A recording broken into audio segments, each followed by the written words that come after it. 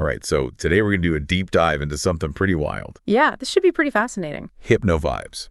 Have you ever heard of this? Hypno channeling? So Hypnovibes is this YouTube channel. It's run by this hypnotherapist, Naomi. Yeah. And she basically, she hypnotizes people. Right. And then she uses that hypnotic state That's true. to channel. Yeah. Like a higher consciousness or a universal wisdom or something. It's like wild. And so it's not even like the person being hypnotized who's like giving the messages. Exactly. That's what's so interesting about it, right? It's like they're the conduit for this other energy to come through. Yeah. So we're going to take a look at one of her sessions today.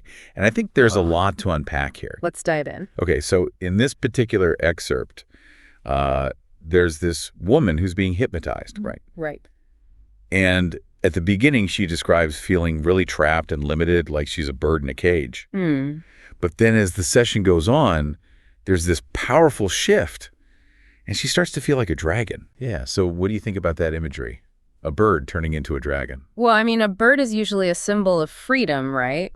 But she's caged, so it's like she feels trapped. Right. Maybe by her own self-doubt or by society's expectations. Yeah, like she can't be her true self. And then the dragon, I mean, that's a whole other level. Powerful. Yeah. Yeah, dragons are mythical, they're strong, they're transformative. They breathe fire. Exactly. So it seems like she's breaking free from those limitations. Right. And embracing a more authentic, powerful version of herself. I love that.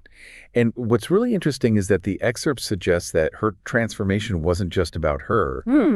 It kind of sparked something in the other people who were present. Yeah. Like they started to confront their own fears and behaviors. You know, sometimes just witnessing someone else's vulnerability and growth can be so powerful. Yeah. It's like it holds up a mirror to our own struggles. Right. And it makes us think, oh, maybe I can break free too. And speaking of mirrors, there's this guy mentioned in the excerpt who apparently his actions were causing some conflict in the group. Oh, yeah. And it sounds like this conflict, while it wasn't fun for anyone, it actually forced him to take a hard look at himself. Right. Like his values and his priorities. This is making me think about shadow work. Ooh, tell me more. So shadow work is about confronting those parts of ourselves that we tend to hide. Like the dark side. Yeah, kind of. Like our fears, our insecurities, our negative patterns. It's not pretty. No, not always. Yeah. But it's so important to integrate those shadow aspects if we want to grow. Yeah, so maybe this conflict was like an opportunity for this guy to do some of that shadow work. Absolutely. It forced him to shine a light on those hidden parts of himself. And the excerpt even says that the people around him started to question their own choices. It's incredible how one person's actions can have a ripple effect. Yeah. We're all interconnected and we influence each other in ways we might not even realize. Right, and then there's Jessica. She was pretty upset by the whole situation. Understandably. Yeah, it seems like she had certain expectations and they weren't met. Well, it sounds like she had some boundaries that were crossed. Right. And that anger can be a healthy response to that. It's like, hey, this is not okay. Exactly. It's a way of protecting ourselves. And in the end, it doesn't sound like Jessica got what she thought she wanted. Like she was expecting a certain outcome. A win. Yeah. But instead, she got something much deeper. Sometimes the challenges that throw us off course are the ones that lead to the greatest growth. So true. They force us to reevaluate everything. And that's powerful stuff. Absolutely. So if you're fascinated by this whole hypno channeling thing and you want to explore it further, check out Naomi Yu. Naomi Yu, yeah. She's got this book series called The Next Level You. You can find it on Amazon. Yeah, it's all about consciousness and personal growth and all that good stuff. I think this deep dive brings up a really interesting question. Ooh, what's that? What seemingly negative experiences in your own life might actually hold valuable lessons for you? Like Food for thought, right? Yeah, Definitely. think about it. Thanks for joining us for this deep dive, everyone. See you next time. Yesterday, she realized that she can break free from the cage and start flying. And once she started flying, she realized she wasn't a bird. She was a dragon. But I did not feel that way so far. But that can be, right, how she felt about herself. It's how she felt about herself, yes.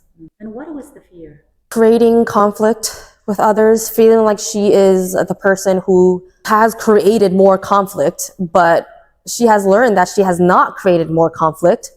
She might have even served herself and others by pointing it out to people or that version of them. It serves that man to know that he can no longer get away with this behavior. So this, in a way, is created by the higher self. All their higher selves, not just hers. Right, and his higher self. Yes. Right, so everyone learns something. Yes. But let's say the person who did not want to be part of it also learned something from it. He learned how uncomfortable he felt, yes. But at the same time, this discomfort was something for him to be sort of meditated upon, because it came with a fear of being in conflict. See, it shows up for everyone in different ways. Question himself. If he chooses to, yes. And it also helped the master show him, or gave him an opportunity to act upon who he really is. Yes, he is someone who stands up for the people he cares about. And what is more important?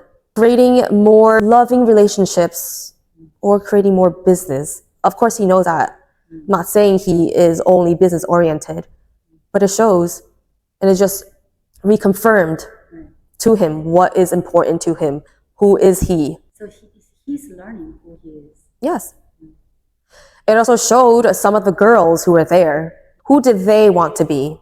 Do they want to continue with this in this way, in such manner?